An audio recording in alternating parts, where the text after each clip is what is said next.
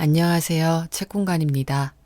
오늘은 김호연님의 불편한 편의점 읽어드릴게요. 불편한 편의점. 지은이 김호연. 출판사 나무 옆 의자. 사내진미 도시락. 여명숙 여사가 가방 안에 파우치가 없다는 걸 알았을 때 기차는 평택 부근을 지나고 있었다. 문제는 어디서 그것을 잃어버렸는지 도무지 기억이 나지 않는다는 것이었다. 파우치를 잃었다는 현실보다 감퇴되는 기억력이 그녀를 더욱 불안하게 만들었다. 어느새 식은땀을 흘리며 그녀는 자신의 지난 행적을 필사적으로 떠올려 보았다. 서울역에서 KTX 기차표를 끊을 때까진 분명 파우치를 지니고 있었다. 그러니 파우치에 든 지갑에서 카드를 꺼내 표를 끊을 수 있었겠지. 이후 대합실 TV 앞에 앉아 24시간 뉴스 채널을 보며 30여 분간 기차를 기다렸다. 탑승하고는 가방을 안은 채 잠시 잠이 들었고 깨어나 보니 모든 것은 그대로였다. 방금 전 휴대폰을 꺼내려고 가방을 열었을 때 안에 있어야 할 파우치가 없는 것에 소스라치게 놀랐을 뿐이었다. 지갑, 통장, 수첩 등 자신의 가장 중요한 것들이 담긴 파우치가 없다는 것에 그녀는 숨이 막힐 지경이었다. 옆 여사는 자신이 타고 있는 기차의 속력에 뒤지지 않게 두뇌를 가동해야 했다. 차창 밖으로 빠르게 지나가 버리는 풍경을 되돌리기라도 할 듯 기억을 리와인드했다. 혼잣말에다 다리를 떨며 골몰해 있는 그녀의 행동에 옆자리 중년 사내가 헛기침을 했다. 그녀의 몰입을 방해한 건 옆자리 사내의 헛기침이 아니라 가방 안에서 울린 휴대폰 착신 음악이었다. 아바의 노래였는데 공명이 떠오르지 않았다. 치키티타였나? 댄싱 퀸이었나? 아이고 준이야, 할머니가 진짜 치매 오려나 보다. 옆 여사는 떨리는 손으로 가방 안 휴대폰을 꺼내고 나서야 공명이 땡큐 포 더 뮤직이라는 것을 기억해냈다. 동시에 낯선 02번호로 전화가 오는 것을 확인했다. 그녀는 심호흡을 한 뒤 전화를 받았다. 여보세요? 상대방은 대답이 없었다. 다만 주변의 소음이 공공장소임을 짐작해 했다. 누구세요? 영숙이에요? 사람의 목소리라기엔 너무도 거칠고 불분명했다. 마치 겨울잠을 끝낸 곰이 동굴에서 나와 처음 입을 열면 나올 법한 소리였다. 예, 그런데요. 지갑이요. 맞아요. 주우신 분인가요? 어디시죠? 서울. 서울 어디요? 혹시 서울역 아닌가요? 그쵸, 서울역. 그녀는 안도의 한숨을 휴대폰 옆으로 내쉰 뒤 목청을 가다듬었다. 지갑 찾아주셔서 고맙습니다. 그런데 제가 지금 기차 아니고요. 다음 역에 내려 바로 돌아갈 테니까 좀 보관해 주시거나 어디 맡겨주실 수 있나요? 사례는 제가 가는 대로 해드릴게요. 여기 있죠. 갈 데도 없죠. 그래요? 알겠어요. 서울역 어디서 만날까요? 공항철도 가는 길 GS 편의점이요. 고맙습니다. 빨리 갈게요. 천천히 와요. 알겠어요. 고맙습니다. 전화를 끊고 나자 기분이 묘했다. 휴대폰 너머로 들리는 동물의 음성 같은 어눌한 말투는 그가 노숙자임을 확신케 했다. 무엇보다 갈 데도 없죠 라는 말뜻으로 보나 공중전화가 분명한 02번호로 보나 그는 휴대폰이 없는 노숙자가 분명했다. 옆 여사는 잠시 긴장하지 않을 수 없었다. 지갑을 돌려준다는데도 뭔가 불안하고 다른 걸 요구할까 두려움이 번졌다. 하지만 전화까지 해 지갑을 순순히 돌려준다고 호의를 베푸는 사내가 굳이 해코지를 할 것 같진 않았다. 사례비로 지갑 속 현찰 4만 원을 건네면 충분할 듯 했다. 마침 천안에 정차할 거라는 안내방송이 나왔다. 염려산 휴대폰을 가방에 넣고 자리에서 일어났다. 돌아가는 기차가 수원을 지날 즈음 다시 휴대폰이 울렸다. 땡큐 포 더 뮤직의 가사를 치매 예방하듯 되뇌며 액정을 확인하니 아까와 같은 번호였다. 염려사는 불안한 기분을 애써 억누르며 전화를 받았다. 저요. 사내의 웅크린 듯한 목소리가 들려왔다. 염려사는 변명하는 학생을 상대할 때처럼 목소리에 힘을 주었다. 말씀하세요. 저 선생님 배가 고파서요. 그래서요? 편의점 도시락 안 돼요? 순간 염려사의 마음에 미열이 일었다. 선생님이라는 호칭과 도시락이라는 단어가 그녀를 한결 너그럽게 만들어주는 걸 느낄 수 있었다. 그러세요. 도시락 사드시고요.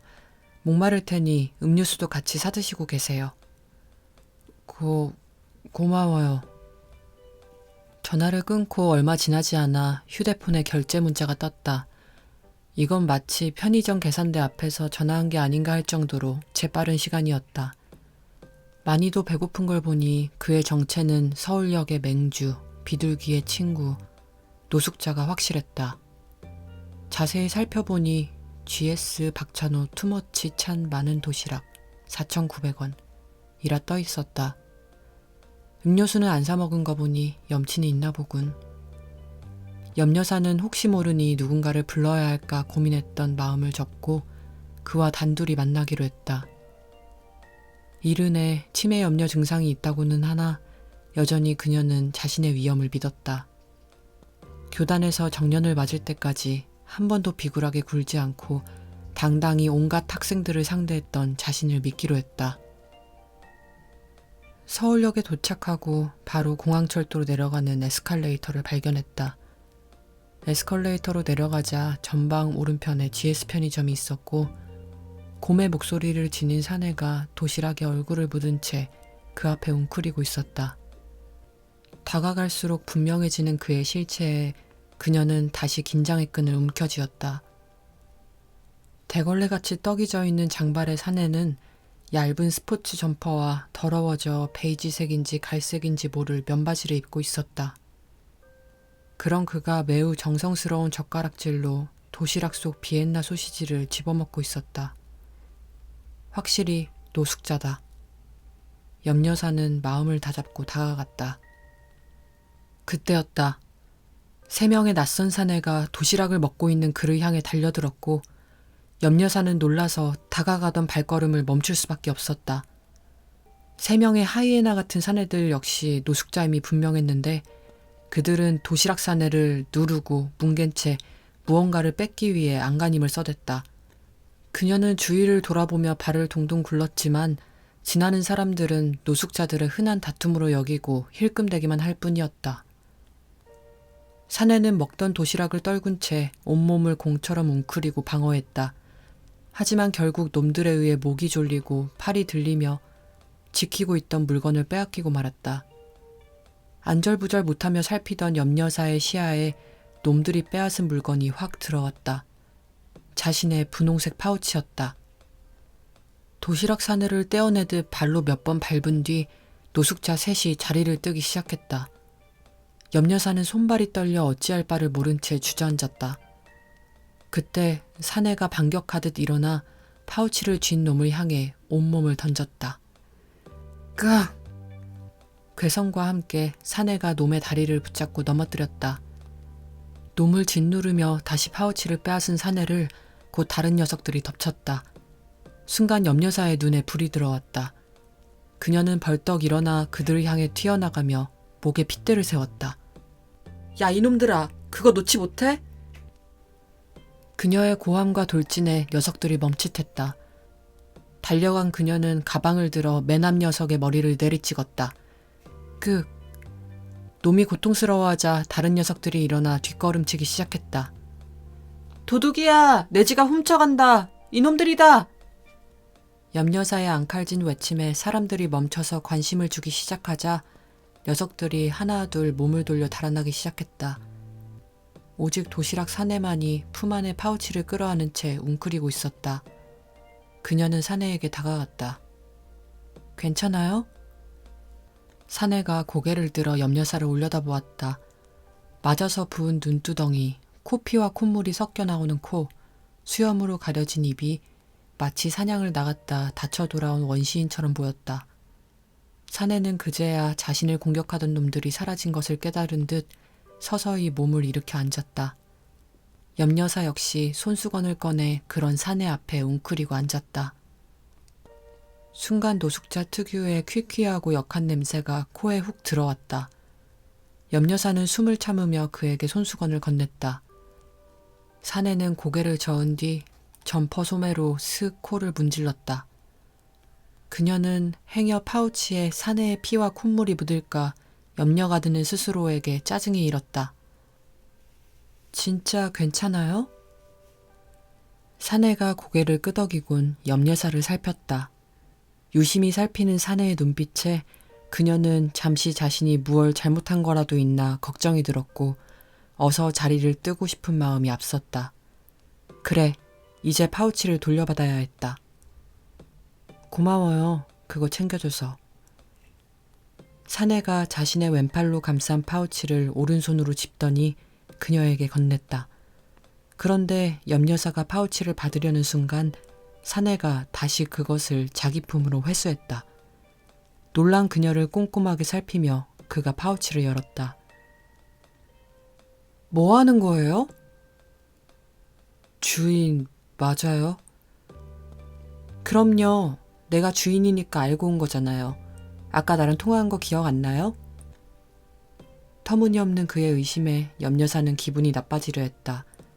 사내는 가타부타 말없이 파우치를 뒤져 지갑을 찾았고 거기서 신분증을 꺼내 살폈다. 주민번호요. 아니, 내가 지금 거짓말하는 것 같아요? 확실해야 해요. 이거 주인 돌려줄 책임 있어요. 거기 주민등록증에 내 사진 붙어 있잖아요. 비교해봐요. 사내는 맞아서 부은 눈을 끔뻑이며 주민등록증과 염려사를 번갈아 살폈다. 사진 안 같아 보여요. 황당함에 염려사는 자기도 모르게 혀를 찼다. 화도 나지 않았다. 오래됐어요, 사진. 사내가 덧붙였다. 오래된 사진이지만 분명 염려사의 얼굴이고 알아볼 만도 한데 아마도 건강 상태를 반영하는 듯 사내의 시력에 문제가 있는 것 같았다. 혹은 그녀가 정말 몰라보게 늙었거나. 주민번호 말해봐요.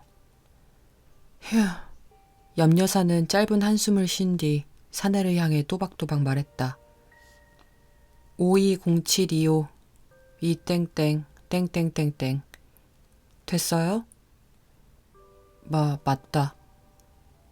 확실히 해야죠. 그쵸? 사내가 동의를 구하는 눈짓과 함께 주민등록증을 지갑에 넣고 다시 파우치에 담아 건넸다. 염여사는 파우치를 받았다. 한바탕 소동이 정리되는 기분이 들자 사내에게 고마움이 물결치기 시작했다. 다른 노숙자들에게 맞아가면서까지 파우치를 지킨 것부터 주인에게 잘 돌려주기 위해 꼼꼼하게 확인을 한 것까지 사실 어지간한 책임감이 아니면 할 수 없는 행동이기 때문이었다. 그때 사내가 끙 소리를 내며 일어섰다. 염여사도 자리에서 일어나 서둘러 지갑에서 현찰 4만 원을 꺼냈다. 여기요. 건넨 돈을 보고 사내가 망설이는 게 느껴졌다. 받아요. 사내는 현찰로 손을 뻗는 대신 점퍼로 손을 넣어 정체를 알 수 없는 휴지 뭉치를 꺼냈다. 그걸로 코피가 흐르는 코를 훔쳤다. 그러고는 돌아서 걷기 시작했다. 사례비를 쥔 손이 민망해진 그녀는 한동안 사내를 바라보았다. 그는 웅크리고 도시락을 먹던 편의점 앞으로 허우적허우적 걸어가더니 몸을 숙였다.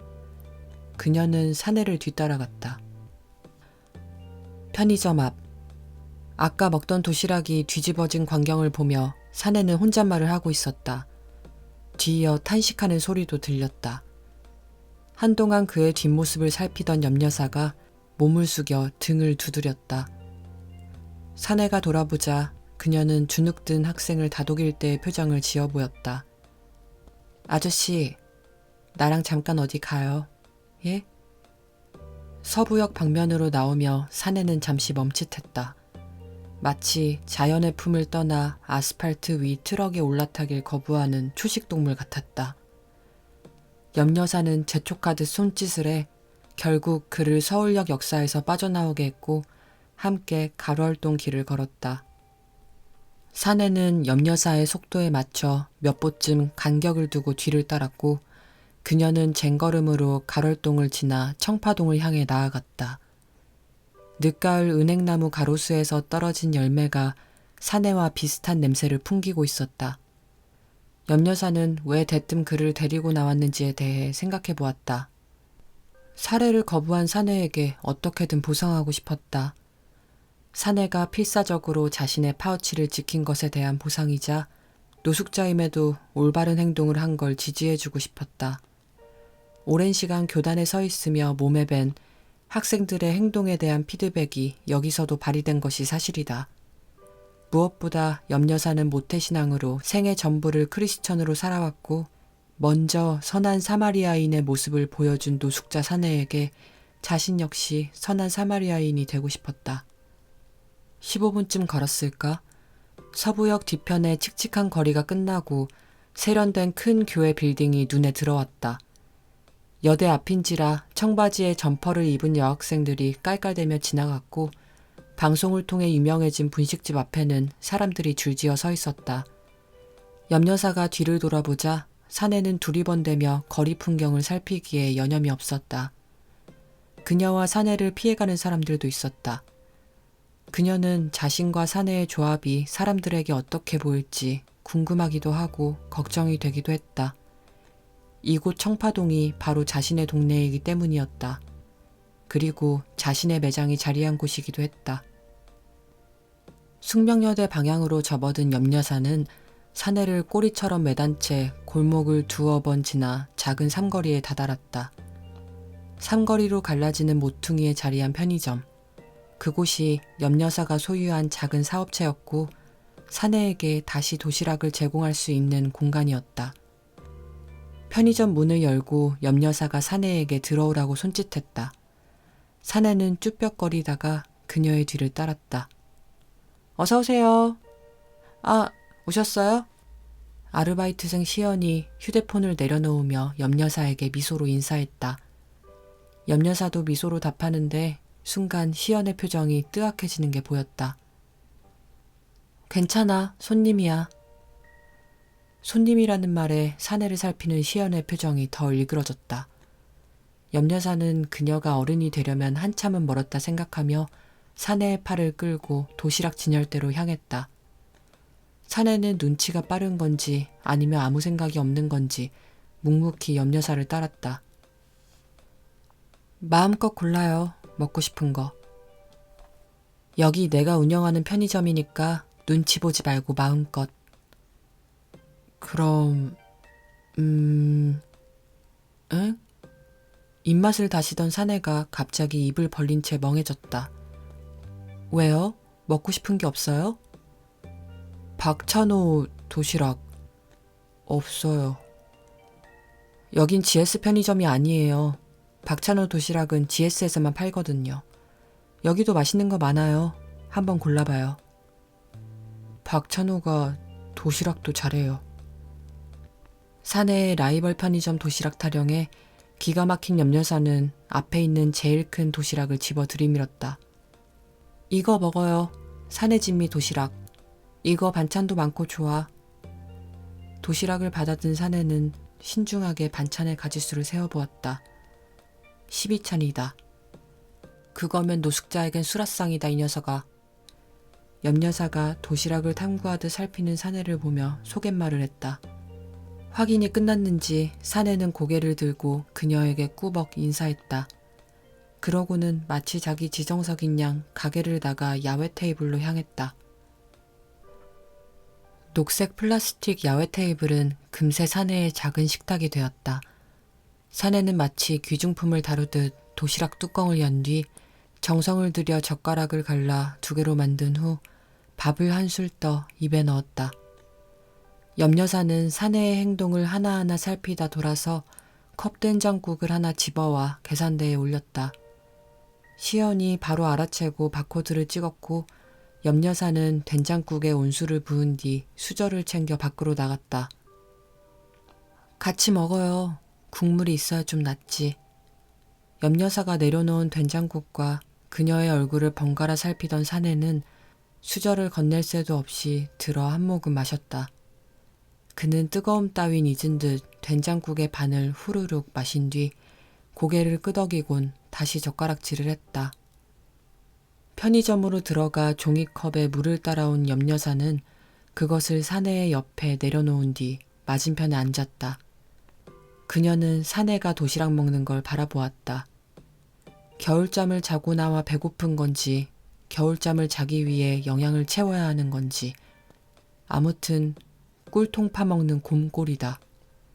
노숙자라면 하루 3끼 온전히 먹기도 힘들 텐데 덩치는 또 왜 저렇게 좋은 걸까?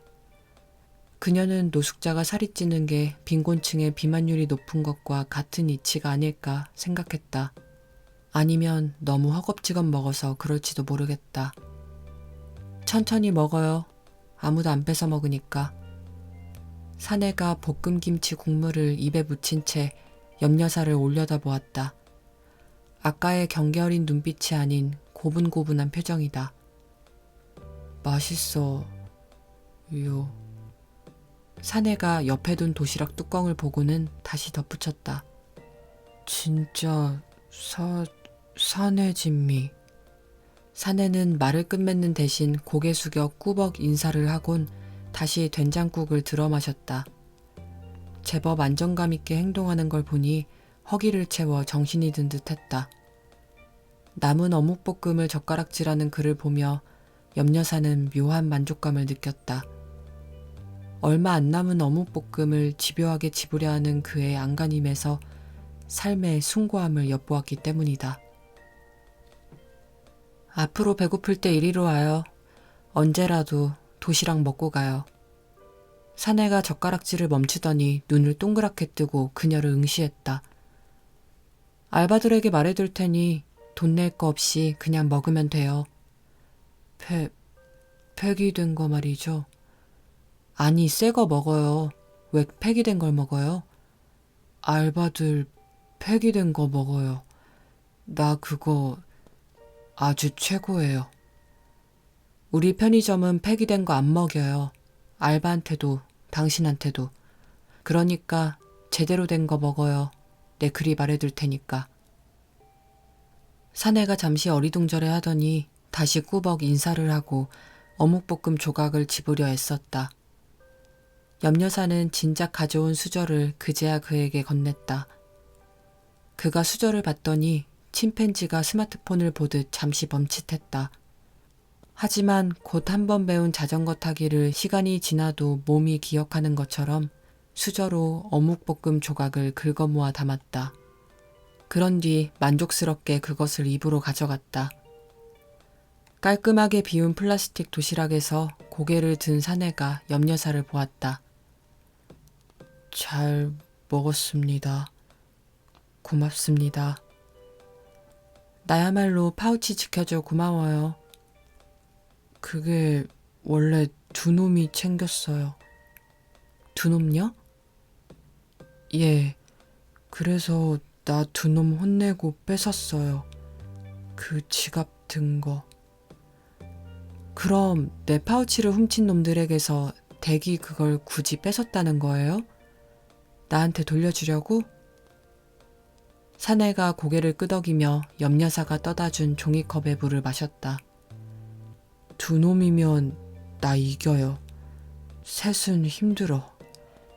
걔들 다음에 따로 나한테 혼나요. 말을 마친 사내가 서울역 상황을 떠올리다 분이 나는지 이를 드러냈다. 누런 이와 그 사이에 낀 고춧가루가 염여사의 눈살을 찌푸리게 했지만 자신의 힘을 과시하는 그의 모습에서 생기가 느껴져 기분이 풀렸다. 사내가 남은 물을 마시고 주위를 살폈다. 근데 여기 어디죠? 여기?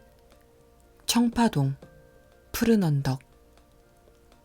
푸른 언덕. 좋네요. 사내가 우거진 수염 속 입꼬리를 올리곤 도시락과 된장국 용기를 집어들고 일어났다. 자연스러운 행동인 양 재활용통에 그것들을 버린 사내는 염여사 앞에 와서 점퍼에서 다시 휴지 뭉치를 꺼내 입을 닦았다. 그러고는 90도로 몸을 숙여 인사한 뒤 편의점을 등졌다. 염여사는 퇴근하는 직장인처럼 서울역 방향으로 걸어가는 사내의 뒷모습을 바라보다가 편의점으로 들어왔다. 그녀가 들어오자마자 시연이 호기심 어린 눈으로 이것저것 묻기 시작했다. 염여사는 파우치를 잃어버렸다는 걸 깨달은 기차한 상황에서부터 지금까지의 일을 털어놓았다. 그런 염여사의 이야기에 시연은 신기함과 걱정이 반반 섞인 어머 추임새를 연신 터뜨렸다. 재밌는 사람이야. 경우가 있어서 노숙자라고는 믿기지가 않네. 제가 보기엔 그냥 노숙자인데. 지갑에 혹시 없어진 거 있나 보세요. 염여사가 파우치를 열고 살폈다. 모든 게 그대로다. 시연을 향해 그것 보라는 듯 웃던 염여사가 문득 지갑에서 신분증을 꺼내 들어보였다. 달라 보이니? 똑같으신데요? 흰머리 조금 빼곤 하나도 안 늙어 보이세요. 염여사는 직접 주민등록증의 증명사진을 자세히 들여다보았다. 확실히 증명사진과 지금의 자신은 꽤 달라 보였다. 분하지만 그 사람 말이 맞네. 예? 경우가 있어. 시연이 넌 배려가 있고.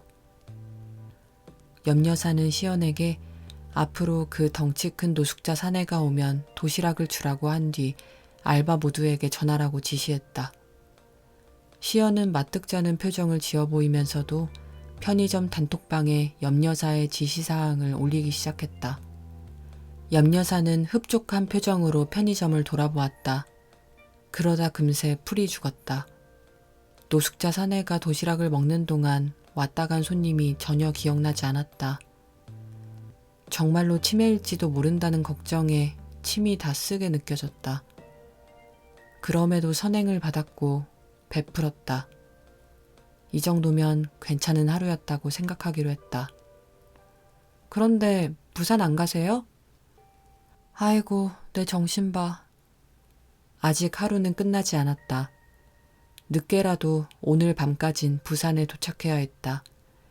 사촌 언니의 장례식이 있었고 간 김에 며칠 더 부산에서 보낼 계획이었다. 염여사는 파우치를 가방에 잘 집어넣고 다시 서울역으로 향했다. 여기까지입니다. 오늘 불편한 편의점의 앞부분 읽어드렸는데요. 책으로 꼭 읽어보시길 추천드립니다. 책공간이었습니다.